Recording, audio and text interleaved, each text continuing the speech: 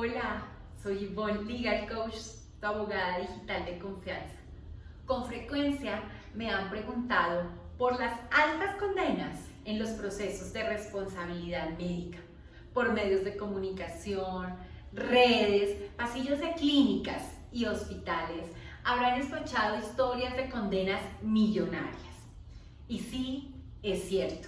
Solo a título ilustrativo les comparto que en un proceso en el que la lesión entendida como daño sea la pérdida de capacidad laboral superior al 50% y suponiendo que solo son 3 los demandantes, paciente, esposa e hijo, la condena puede ascender fácilmente a más de 600 millones de pesos.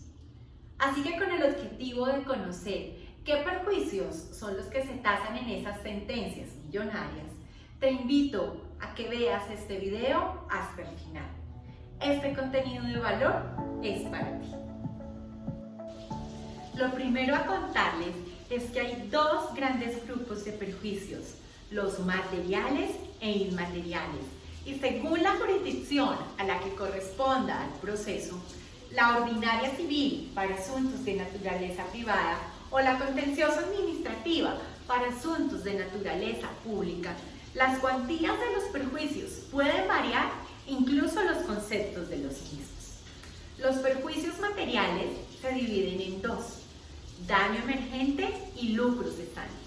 El daño emergente son los gastos derivados o desencadenados por el daño a la salud, a la vida o a la integridad física del paciente. Por ejemplo, un paciente con una discapacidad grave, la condena puede incluir los gastos de una cuidadora durante el tiempo probable de vida del paciente, así como la silla de ruedas, la cama hospitalaria, terapias, medicamentos, exámenes, transporte especial, si se requiere que ese paciente sea llevado a cita médica y a toma de exámenes, las adecuaciones que se requiere realizar en la vivienda de ese paciente. Si el paciente falleció, el daño emergente corresponde a los mismos gastos que les acabo de referir derivados de la atención en salud del paciente hasta el momento de la muerte, como los gastos ocasionados por la muerte. Por ejemplo, el traslado del cuerpo, los gastos funerarios, incluso pueden incluir también, como lo viví en un proceso en el que la sentencia se condenó a asumir los gastos de un avión ambulancia en un paciente que fue trasladado de urgencia por su familia desde una clínica o un hospital de San Andrés a una clínica de un nivel superior en Bogotá. El lucro cesante como perjuicio material corresponde a los ingresos que dejó de percibir el paciente y que en consecuencia dejaron también de entrar a su entorno familiar. Por ejemplo, si el paciente perdió la visión y no pudo volver a trabajar, o si a raíz de las secuelas de un accidente cerebrovascular quedó postrado en cama. Es la expectativa de percibir unos ingresos que se vio frustrada o se vio disminuida por el daño, ingresos derivados de una profesión, de un oficio o de una actividad económica. Pudo verse frustrada por el daño sufrido por el paciente o incluso por su muerte.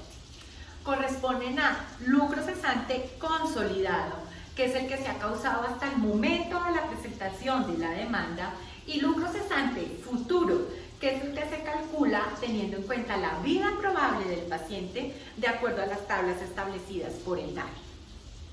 Eso en cuanto a los perjuicios materiales. Los perjuicios inmateriales son aquellos que se reconocen por el quebrantamiento o afectación de bienes que, si bien es cierto, no tienen una connotación económica y no son susceptibles de ser objetivizados por una fórmula matemática, por ejemplo, si corresponden a bienes jurídicamente tutelados, como la integridad física, la salud, el goce de los placeres de la vida, el disfrute de una familia, el disfrute de la sexualidad.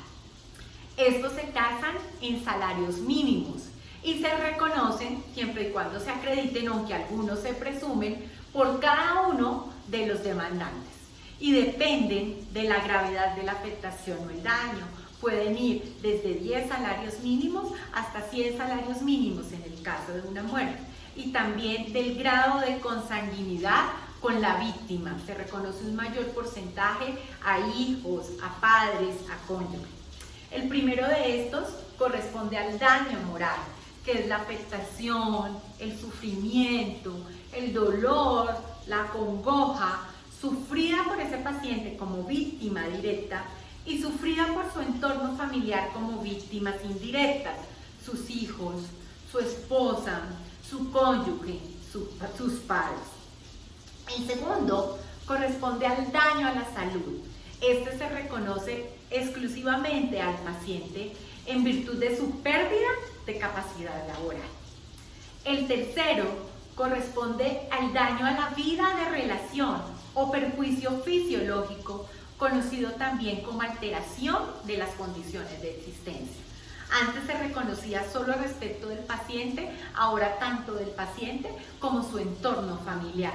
Y corresponde a la privación de los placeres propios de la vida, como por ejemplo bailar, practicar algún deporte, conducir un vehículo, jugar en el parque con los hijos. Les he explicado ya a grandes rasgos cuáles son los diferentes rubros de los perjuicios tanto inmateriales como inmateriales, porque son cuantiosas las sentencias y ningún profesional de la salud, por experto que sea, está exento de verse involucrado en un proceso judicial. Así que después de esta explicación les dejo dos consejos claves.